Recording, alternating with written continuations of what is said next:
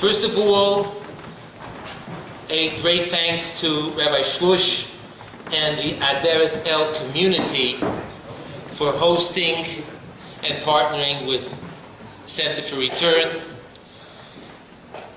I didn't see you for a second. I thought you were, terrific. Rabbi Shlush, I have to say, is the nicest Jew. He's unbelievable.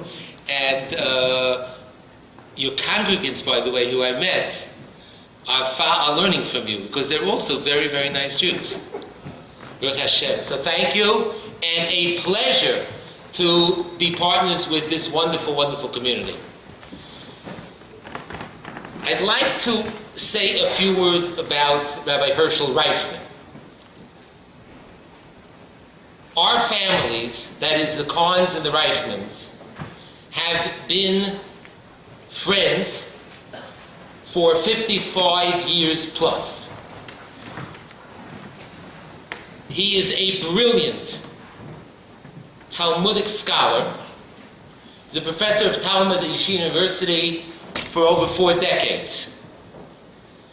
He has a doctorate in operations research. He is the compiler and publisher of our great teachers' Talmud lectures. In other words, Rabbi Soloveitchik, Rabbi Joseph B. Soloveitchik's Talmud lectures, which he delivered over 50 years, a span of 50 years.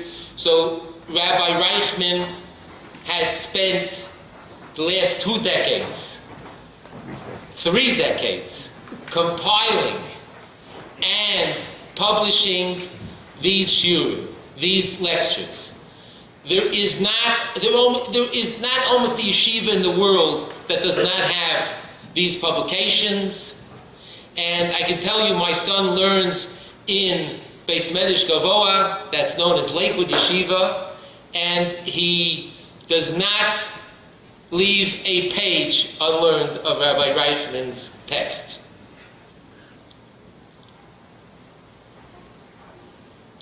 But above all, he is a Jew who loves all other Jews and who works tirelessly for Jewish causes.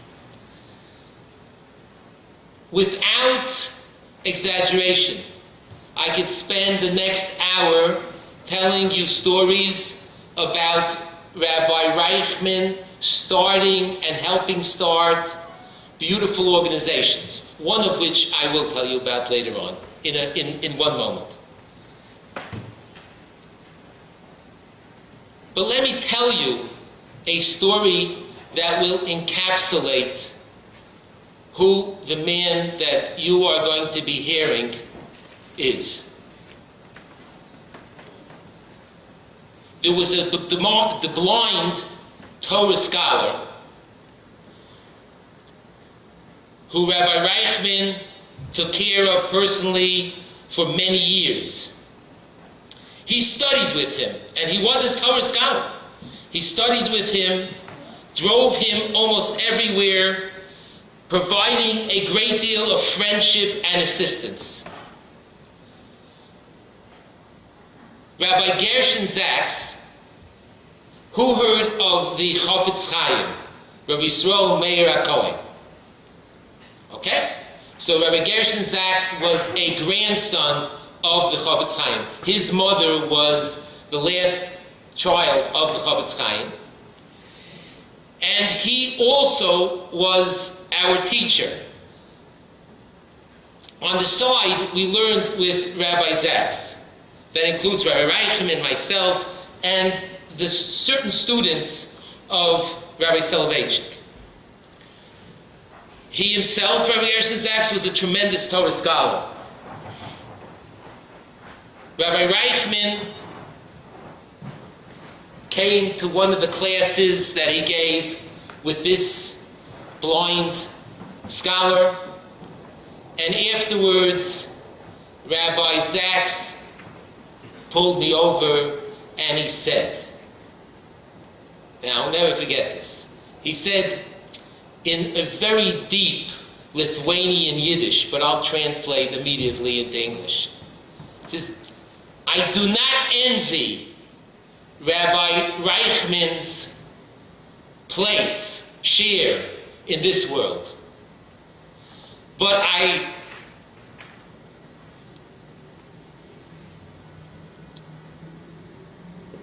very much envy his place in the next world.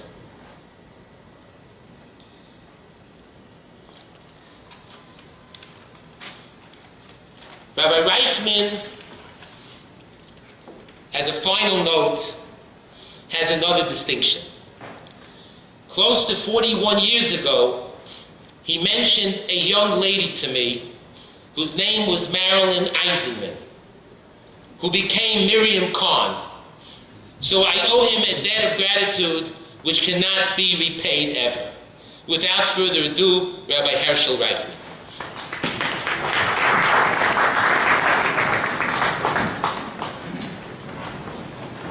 Thank you very much, Rav Kahn, and welcome to Rav Shlush. My honor, and sometimes you merit to hear a hesped about yourself during your lifetime, so it's exaggeration, so you don't have to worry about it. But no, thank you very much. Thank you very, very much. Appreciate that very much. You're my dear friend, and I do want to say it. We had a Beis Medrash together, Rav Kahn and myself, many, many years ago, out of which the Center for Return idea and project developed.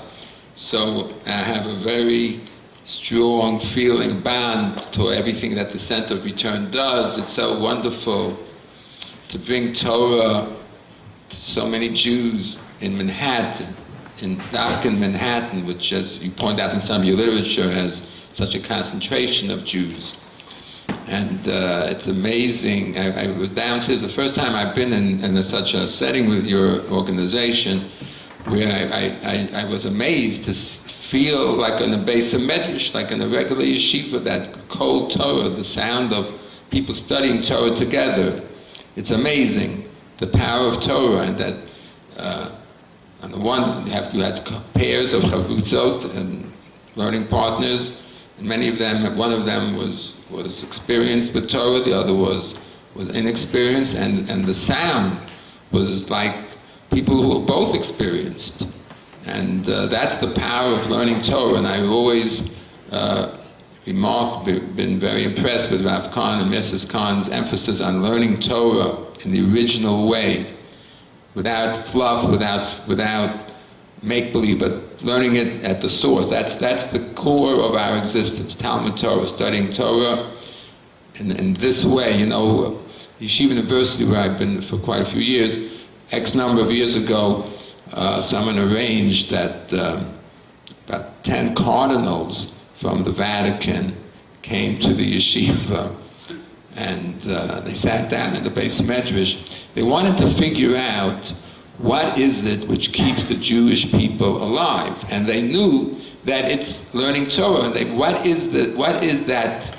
They thought that they could somehow, because they're basically dying, the Catholic Church. So after so many thousands of years of persecuting us, they came to us to find out what is the secret of Jewish survival. They know it's Torah.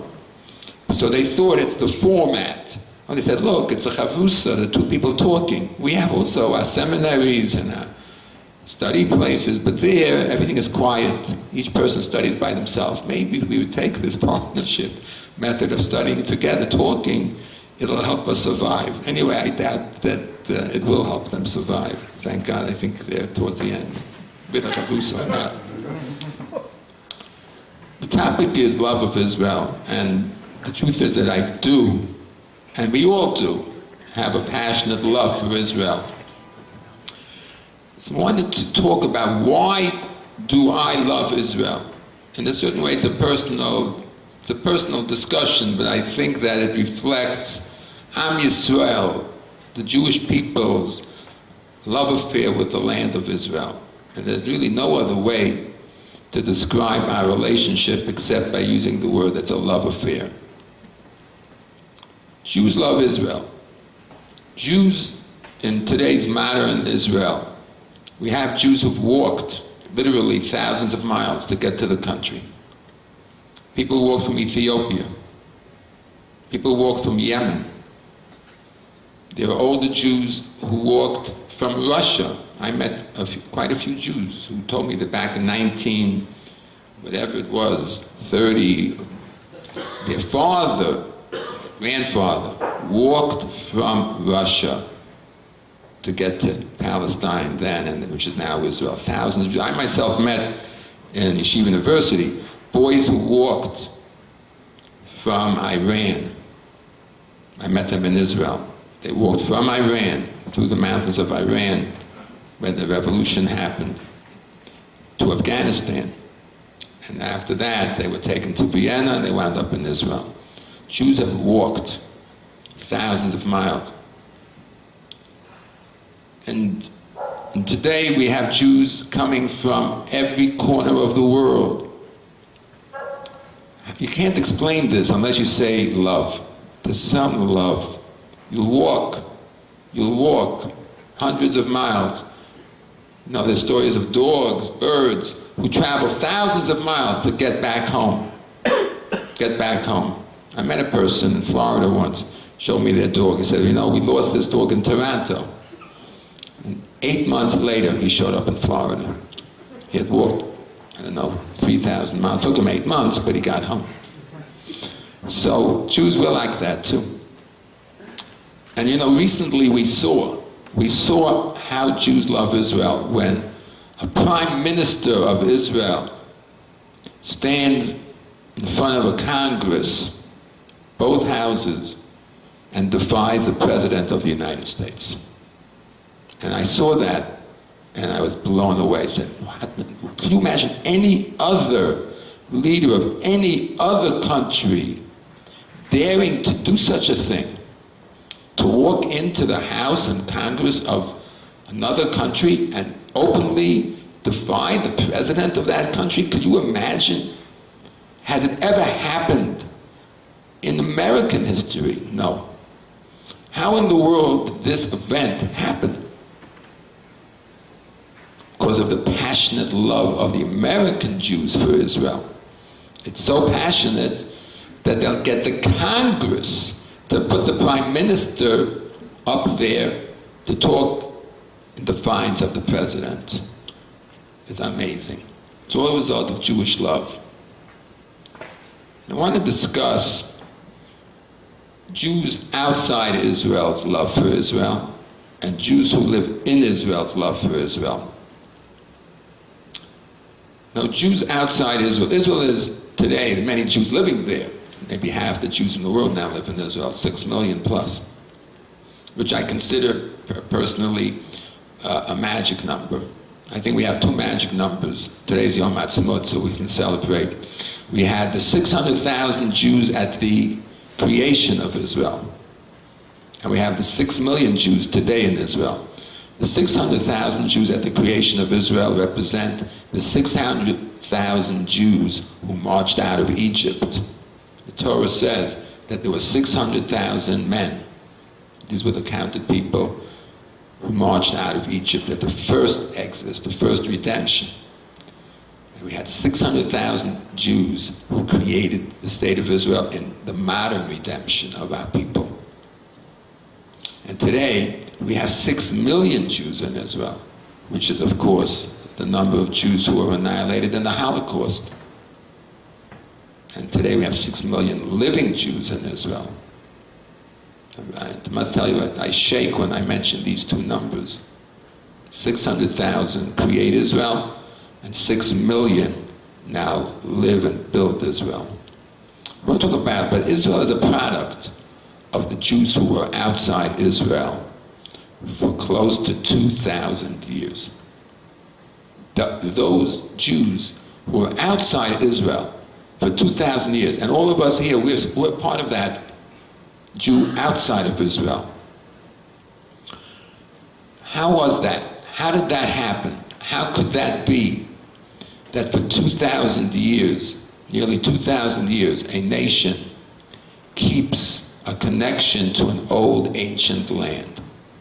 Now, I grew up in the Bronx about 60 plus years ago, and we had a lot of people who liked to pick on us over there, and they were almost all Irish kids. Used to like to pick on the Jewish kids.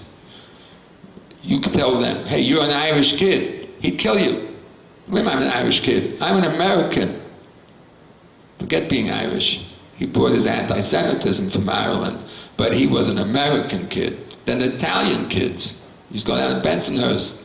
If you're Jewish, they pick on you. Tell them, hey, you Italian. Well, Italian. I'm an American. He gave me another rap on the back in my head because I called him Italian.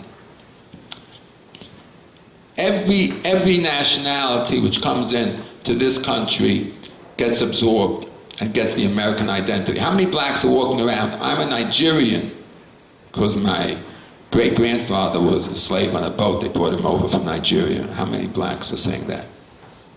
How many Asians in America are saying, I'm Chinese? No one. Everybody takes their new identity. And that's true about the whole world. Wherever you go, people take on their new identity. They're not dreaming of going back to their old country. They're not dreaming of restoring some ancient civilization, some ancient monarchy. 2,000 years ago we had a king back in Ethiopia, Nigeria, Mozambique. Let's restore it. No one. The only ones are the Jewish people who have this fantasy, fantastic dream of restoring something which once was. So we have to say that the Jewish historical memory is unique. For us, this I heard from Rabbi Soloveitchik, a great teacher many times. For us, history is not something of the past. When you read history books, it happened, I learned this, that. History for us is the present. The Jewish people, the Torah, has a unique way of making history stay alive. When we read in the Torah about being slaves in Egypt, going out of Egypt, we feel it. We are there. When we read in the Torah, when we experience in a few weeks the giving of the Torah at Har Sinai, the holiday of Shavuos, we feel we're there. Our history is not just memory, it's living memory. Like Chazal says, sages say, Chayv Adam lirot et atzmo ki ilu hu yatsa miMitzrayim. Every person is supposed to feel he himself, or she herself, was that slave and left Egypt. Our historical memory is alive. And that's why we can pray for Israel so fervently. Every Shabbat, we have a whole prayer called Musaf, which we pray for the restoration of the temple.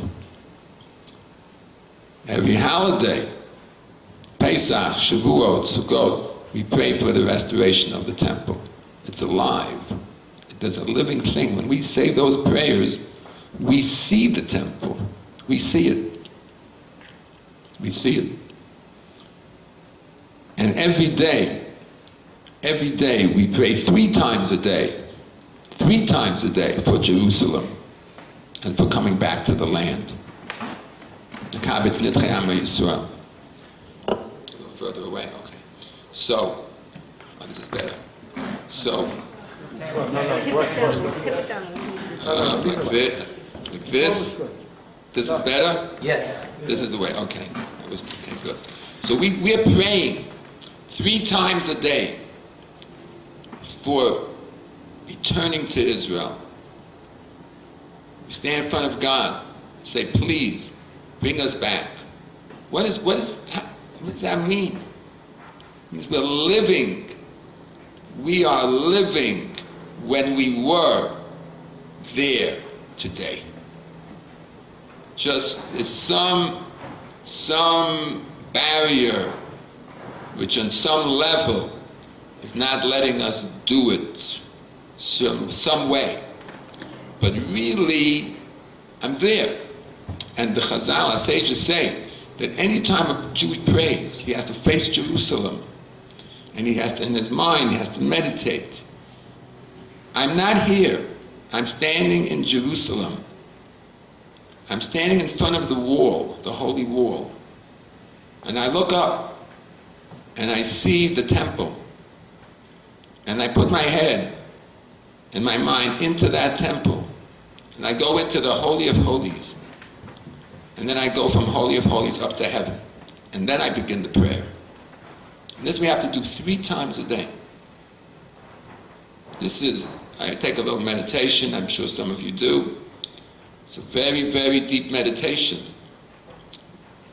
Time and space move away. I'm in a different space. We're in a different time zone. We go from Manhattan to Jerusalem. In Jerusalem, we go into the temple. From that, we go to the sky. And we go out of time, living in some other time. We do this 3 times a day. So, and this our nation does 3 times a day. Every Jew prays 3 times a day. It's a living historical memory. Not simple memory of something in the past. It's living what was past now. When you do that, you can go for 2,000 years physically outside the land. You can go 10,000 years physically outside the land. And you go back, you're there. Because you never really left that land. It was always alive. Always alive in your head, in your experience, in your soul. That's, I think, the secret of the Jewish connection outside of Israel to Israel.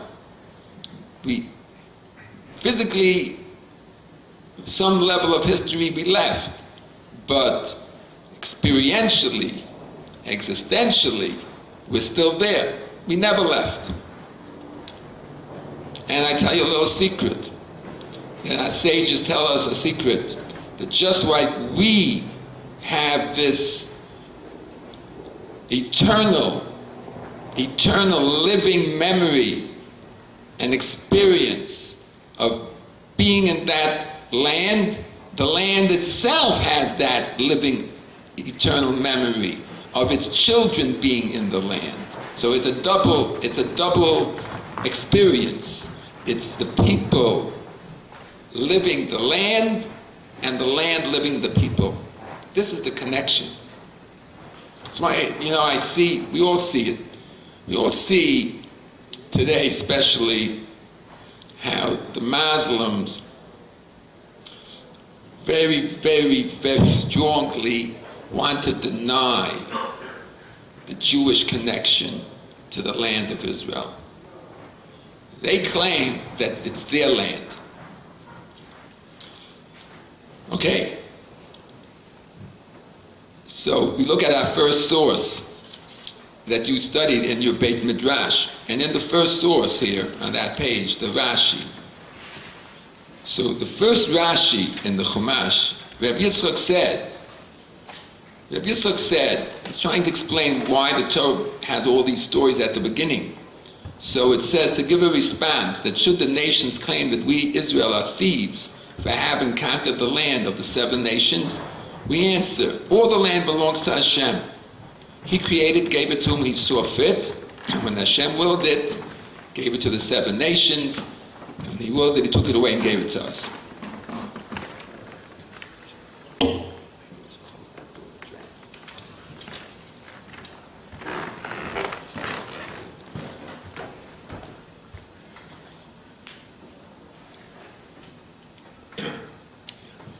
So, excuse me. What is this Rashi saying? It's the first Rashi in the Chumash. So first of all, we're Torah scholars. We always ask questions. Jews always ask questions because the Torah scholars are always asking questions. And sometimes we don't have the answers. But many times we get the answers. I read this Rashi many times. It's the first Rashi in Chumash. And the first question I have is, I don't really understand why he begins his commentary on the Chumash with this political argument that the nations of the world will say we stole the land of Israel. So the Torah begins, God created the world. That's the first statement. I understand the first statement in the Bible. It makes a lot of sense. God created the world. That is the most important fact of life. God created the world. You say that again and again and again, and you realize that is the most important statement in the world. God created the world. It's amazing what that means. And that's why the Torah begins with that statement. Bereshis bara Elokim. At the Shemayim v'Aretz. So Rashi comes along, and his comment is an argument in the United Nations. If the nations will say, we stole the land of Israel, like the Arabs say, so we'll say God created the world, so he gave it to us. Okay. And if they believe that God gave it to them. I had once a discussion like this, actually, with the chief propagandist for Iran. What happened? It was about 10 years ago, about 7 Jews were arrested in Iran and accused of spying for Israel. And they were sentenced to death. It was a very, very bad and sad situation. Now we have in our yeshiva, YU, a rabbi, Ben Chaim, who once was the chief rabbi of Iran before the revolution. And there are certain Jews who I don't really agree with in most things, the Turei Karta, but they are very close to the Iranians, not in a good way, not in a good way. But in this case, they were doing good things. So they said, we want to help save these 7 Jews. So every year, the United Nations, the heads of state come to the United Nations to deliver a speech, like Ahmadinejad came and other people like that. Then Netanyahu, everybody comes. There's a certain time of the year. So this was that time of the year that the national heads of the country were coming. So the Turei Karta, who are close to the Iranians, they arranged, they said they want a delegation of American rabbis to meet with the Speaker of the Parliament.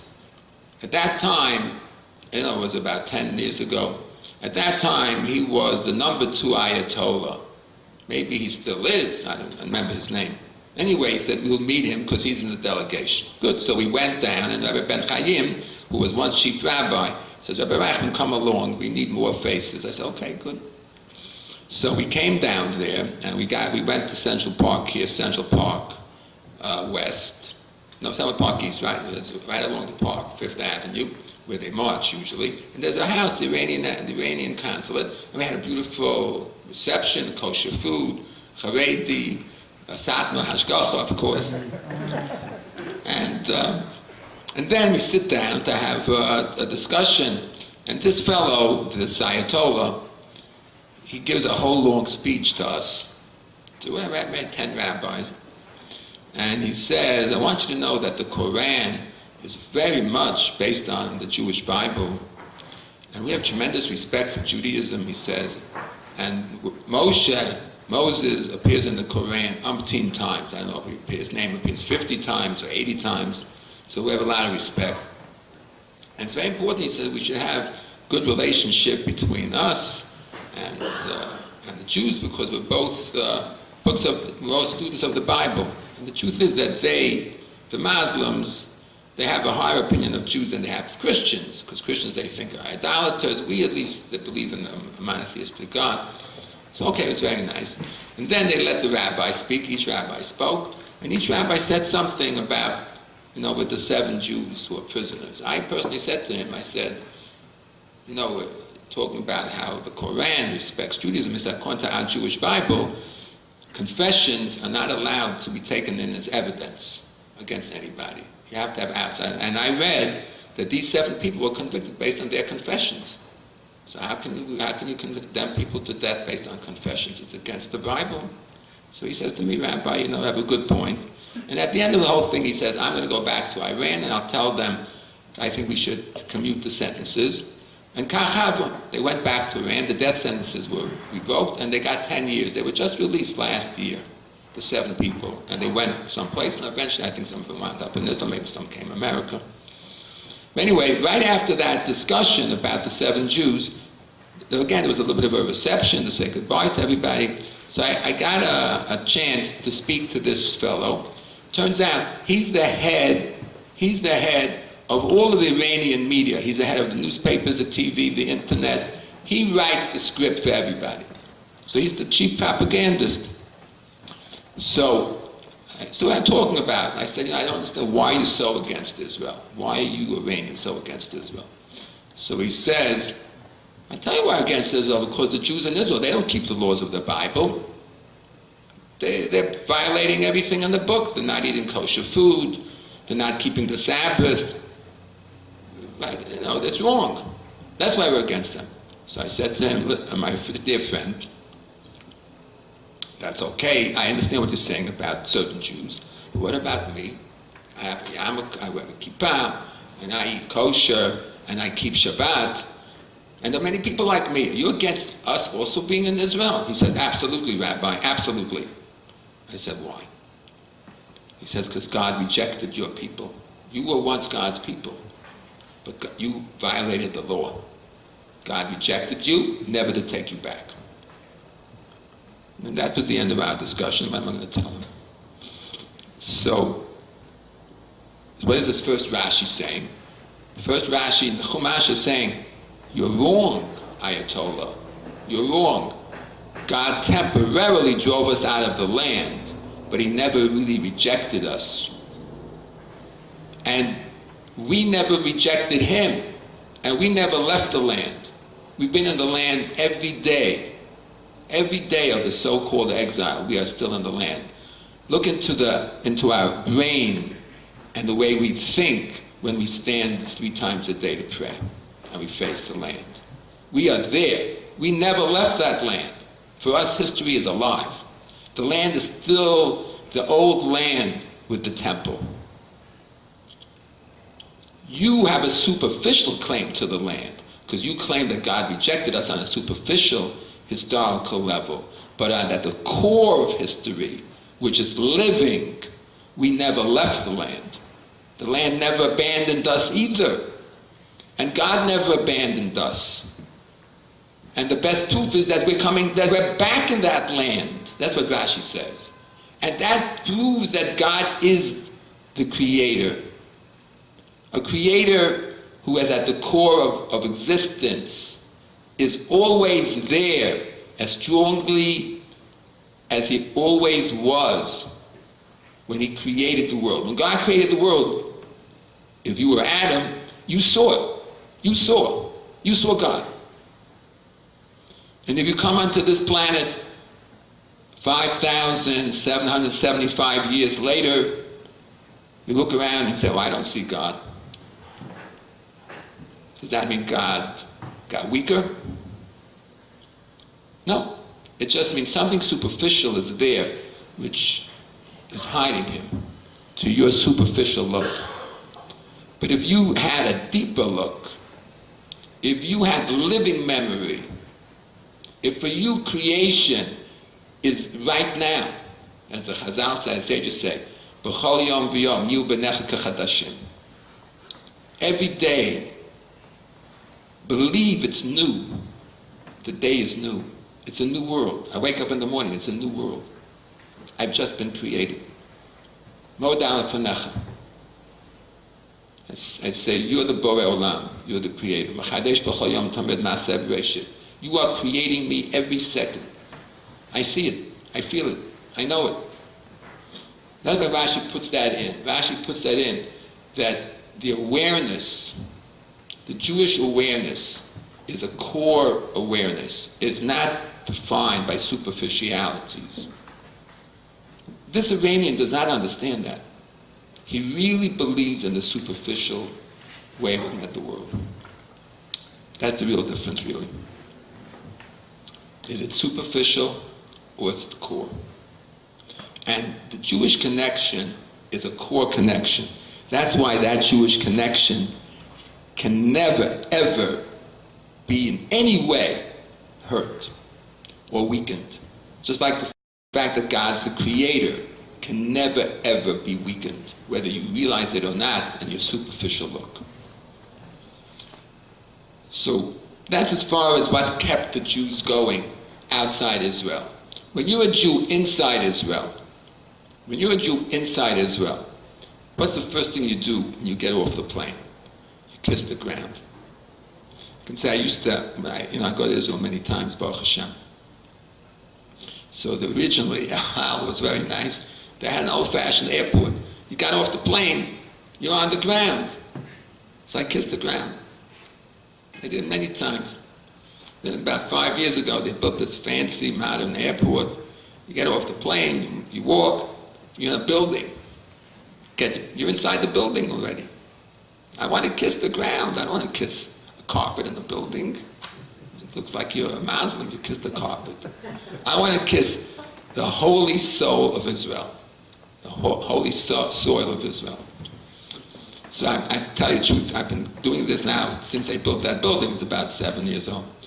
And every time I get off the plane and walk into the building and I'm not on the ground, I'm really frantic. I cannot take it. I've got to get my bags and run out. And across the street, there's a little park. Run out, and I have always my student waiting with his car. He says, Rebbe, I'm waiting for you. I go across the street, and there's some trees and grass, and I kiss the ground. I said, now I finally got home, came home. I kissed the ground. That's what you do. You hug the ground. You hug that ground. Why is it? What's pshat? What's that? What's that going on? And the Rambam in the codifier of Jewish law brings it down. He says the great Jews all kissed the ground of Israel. What is it? What is it? It's the second source you have. It's a long source. I'm not going to read it because you went through it. But just at the bottom of that second source, the Ramban writes, the purport of the verse is to establish the principle that the land of Israel, which is in the center of the world, is God's inheritance, dedicated to His name only, with no other power or angel ruling it. This land He has given to the people who proclaim the unity of His name. Okay. Basically what the Ramban is saying is that the divine is there. He is there. Okay, if you want to touch Him, you have to really go to Israel. When you hug the ground, you're hugging God. When you kiss the ground, you're kissing God. Okay, and I'm not an idolater. I'm not saying the ground is God, but you are. You're kissing God. That's what it is. You're giving Him a hug, and He's giving you a big hug. A big, big hug. It's a hug of an Abba or an Ima hugging a baby, a child who comes back home. And when your baby or your child comes home after a trip, what do? Big hug, big kiss. So you come back to Israel, you get a big hug and a big kiss from your Abba, your Ima, God Himself. That's what it is. That's where He is. That's where He is. That's His home. And that's how the Ramban explains many, many special things about the land. You have to behave a certain way in that land. You're in your house. You know, do a lot of things when you're on your own. When you come home to your Abba, your Ima, you're on your better behavior. I hope so. So, when you come home to Israel, which is the Jewish home with Hashem, you're on your best behavior. You start with that kiss, but in your best behavior. So Ramban explains here in this long discussion what that means in terms of the behavior expected of Jewish children in their father, mother's home, in the land. And that's really what the Jew in Israel feels. That's what the Jew in Israel feels. There's something about the Jew, which that Rashi and this Ramban are also saying. And what they're saying is that a Jew has to grab a historical opportunity. You cannot ignore history, Jewish history. Okay, that's the famous article that I read, Rabbi Hershel Reichman wrote about the knocks on the door. There's There's a story in Song of Songs. The lover is knocking on the door, and she doesn't want to wake up because she's too tired. And then she decides, you know what, I'll open the door. Meanwhile, he left. You have to respond to the knock. Okay? I have to say, we're very, very proud. We are very proud on this Yom Ha'atzmaut of all our brothers and sisters in Israel, especially. And we're also very, very proud of all the Jews in the world who did not let and do not let history escape them. History's call beckons and says, children, come home. And we have responded. We are coming home. Half of us already did come home. And the other half are quickly following. About, I don't know when this happened, maybe 30, 40 years ago. So the French pulled out of North Africa. And that was it. So a lot of Jews, after the French left, a lot of Jews picked up and went to Israel. Hundreds of thousands. And that's the Sephardi, Moroccan, basically, Tunisian, Algerian, Aliyah. But a certain percentage of the Jews from North Africa went to France. France was basically empty of Jews because the Holocaust finished off the Jews in France. And after World War II, only a few Jews left and only a few came back. So France was pretty much empty of Jews. But then these North African Jews, about, I think at the time it was maybe 200,000, moved to France about 40 years ago.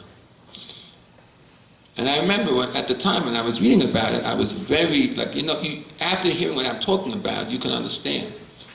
I was like shocked. I could not believe it. I could not believe it. You moving back to France after a Holocaust, after a Vichy government, after so many hundreds of thousands of Jews were exported by the French to Nazi death camps. After all that collaboration, after the long history of French anti-Semitism, you're moving to France when you could go to Israel. I could not understand. After hearing what I've been saying, you can understand why I didn't understand. I could not understand. Where's your history? What's going on here? What's going on? It's a superficiality, because you're from North Africa, so the French will give you automatic citizenship and give you some benefits. What's with Israel? I could not understand it. So, okay, you have a kasha. Life goes on, 40 years, fast forward 40 years, it's now the year 2015. All of a sudden, Jews are being killed in France, swastikas on shuls, cemeteries, people are afraid to walk in the street with a yarmulke, and now thousands of Jews start going to Israel. So I said to myself, I say to myself, when I see this, I say to myself, that 40-year-old reaction happens to have been correct. It was not a place to go back to. And the same is true of Germany. They do not understand what 600,000 new Jews are doing in Germany today. These are new Jews. They were not there in 1948. Germany was empty. There was not probably a handful, but not too many. Very few were left in Germany at the end of World War II. There's 600,000 Jews living in Germany today, and there's no anti-Semitism, okay? There's no anti-Semitism. Still cannot understand it. Where is living history? Where is living history? Not superficial history. Superficial, okay, Germany is good to Jews today. It's fine. But you're not supposed to ignore the knock on the door. When God knocks, and Jews do respond to the knock. That's what we're proud of. We're very, very proud of all the Jews who do respond to the knock and do go to Israel and do understand what we're supposed to do. And I have the same question about American Jews. I do not understand. I don't understand it. I'm very, very proud of the people who pick up and go to Israel. One of our greatest teachers just passed away a couple of days ago in Israel, Rabbi Lichtenstein. He was at the pinnacle of Jewish education advanced head of the great rabbinical seminary, Yeshiva-University, the son-in-law of Rabbi Soloveitchik. He could have had an amazing, amazing career had he stayed. He picked up and went to Israel 40 years ago. And he passed away at the age of 81 a couple of days ago, made thousands of students in Israel, built a magnificent yeshiva. He, Rabbi Lichtenstein, felt the living history of being a Jew. He knew that's where he had to be, not to miss the opportunity. I can't understand it. At least, be a little bit in tune with your history and buy an apartment in Israel. At least. Buy a cemetery plot in Israel. Something. It's also a mitzvah. It's a mitzvah to be buried in Israel. Why would a Jew want to be buried in the Free Jewish Burial Society of Staten Island? I can't understand it. Why would a Jew want to be cremated in America? Which many Jews are cremated. God forbid. You know how much it costs to buy a burial plot in Israel today? If you go Tzvat, one of the holiest burial sites in the Jewish history, $3,000. How much? 7,000 now. If you bought last year, 6,000. Okay, let's find another place. Ma'alot. $1,000. Buy a plot so that you wind up in Israel and you live history. And the sages say that when Mashiach will come, the first people who get out of the ground will be the Jews who are buried in Israel. You want to be from the first ones who get up, right? Or do you want to have to walk from Staten Island like the Jews of Ethiopia walked? So there's a superficial, it's a Yetzer Hara, an evil side, which gets into all of us, and I'm part of it. There's a superficial Yetzer, or tendency to look at life superficially. Not existentially, at the core of what it is. You know, you pray 3 times a day, I want to come back to Israel. But you don't do anything about it. God forbid, God forbid. So, Israel today is such a fulfillment of all the prophetic, so many prophetic visions, which anyone, the simplest person, open up the Bible, start reading. You know how many, I can't even mention how many times the word Israel, land of Israel, appears, and how many prophecies are coming true, that Jews are coming back from around the world. That prophecy was written 3,300 years ago by Moshe Rabbeinu, the first Jew who gave us the Bible. It's only being fulfilled now that from all around the world, the 4 corners, Jews come back. France, Ethiopia, Iran, America, Russia, Siberia, you name it. India. A prophecy which is 3,300 plus years old, being fulfilled in front of our very eyes. Can someone ignore this? How can you ignore this? If you have a living history, you know we never left Israel. This is the natural life of the Jew and the Jewish people, to be in our land. Exile is abnormal. Exile is a curse. Exile is an aberration. The land and being there is natural. Like it's natural for a palm tree to grow in warm weather and not in New York City. A Jew grows in Israel. He or she is part of that soil, part of that air. When you go into the land of Israel today, thank God, I think the first time I went to Israel, I was 10 years old. Now I'm over 70. So more than 60 years ago, my parents gave me my first trip. I remember on that first trip, they took us with a car, we went to Jerusalem, and I was shocked. The land was literally barren. There was a city, Tel Aviv, a city, Jerusalem, but you drove on the road, and you drove through all these hills. There was hardly a tree, only bushes. And I asked people, what happened? Said that the Turks, back in the 1800s, they controlled the land. When they built their railroad, they needed wood, because they had wood-burning locomotives. So they cut down every tree in Israel for the Turkish railroad, which went from Cairo to Istanbul. So they cut every tree along the way. They cut all the trees. There were no trees. Every single tree, almost 90% at least of the trees that are today growing in Israel were planted by Jews after 1948. That was when I came to Israel 60 plus years ago. Empty hills. I now take that same exact road from Tel Aviv to Jerusalem, through those hills, and I'm driving through forests. It's hard to find a hill which is not completely full of trees. Where did all these trees come from? What happened? The land never forgot its children. Superficially, it went dormant.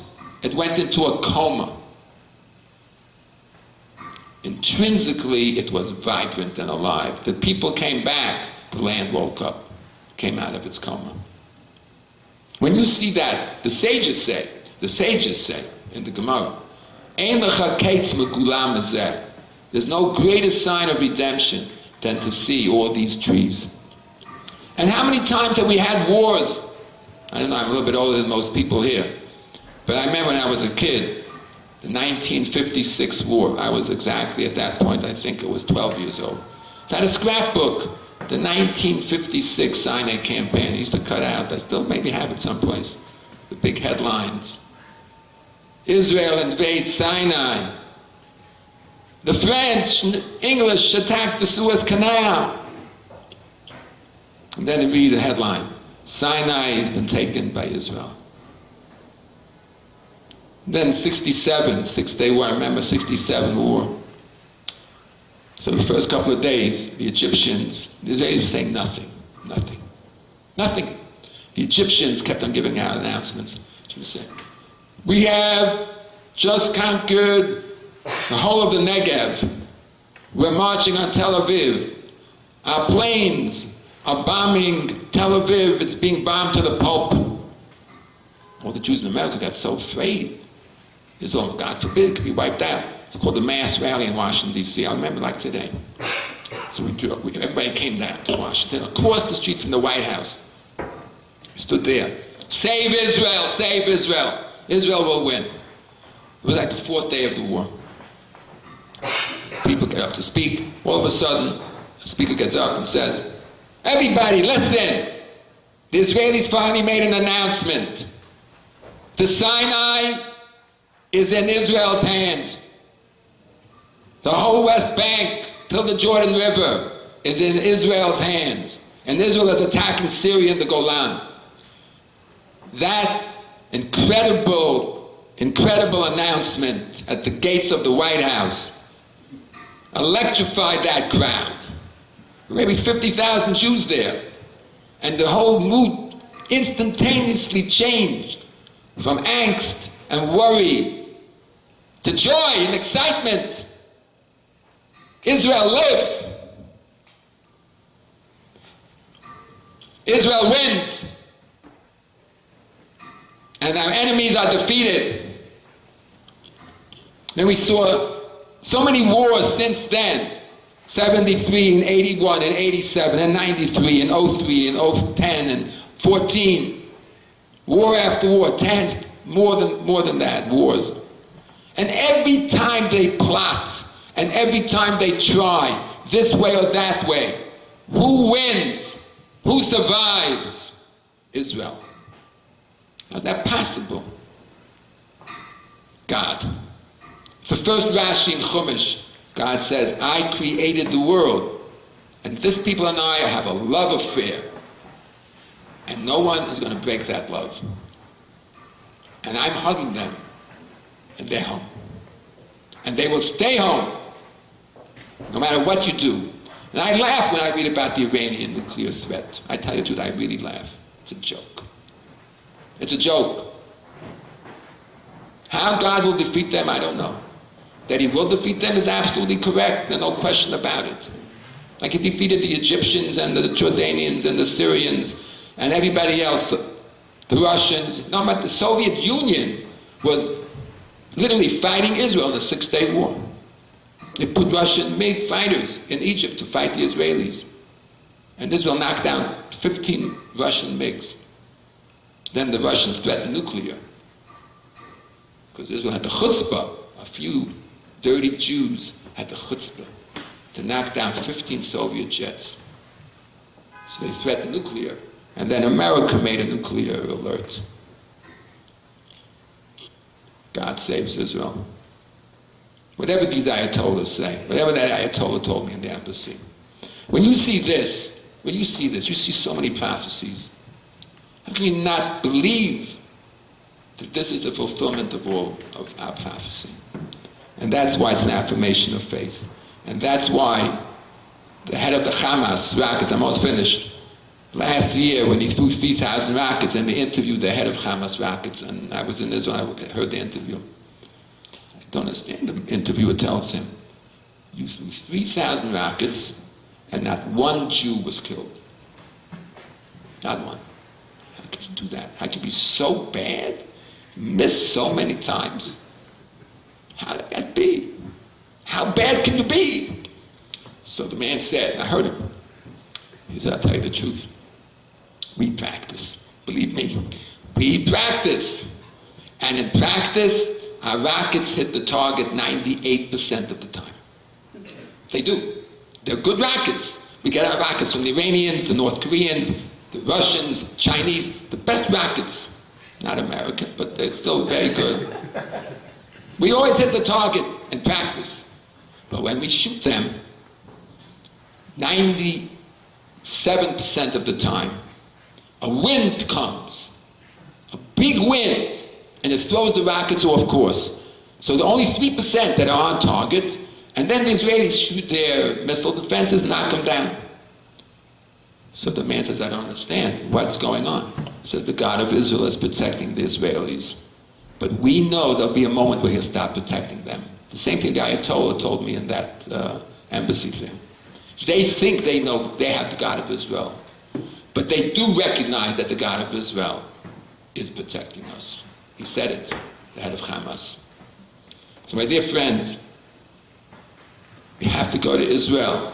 We have to be proud of Israel. Be proud of our Jewish brothers and sisters who are in Israel. Proud of our Jewish brothers and sisters who support Israel. We have to reach out and embrace the divine. Get that kiss. Kiss God. Kiss the land. Until Mashiach will come very quickly in our days. Thank you.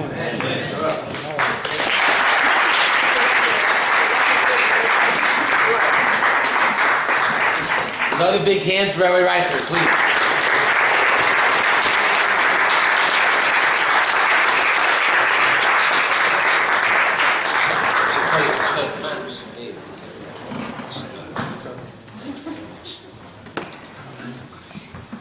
Okay, we're going to daven Ma'ariv. I don't think that we can say Sfira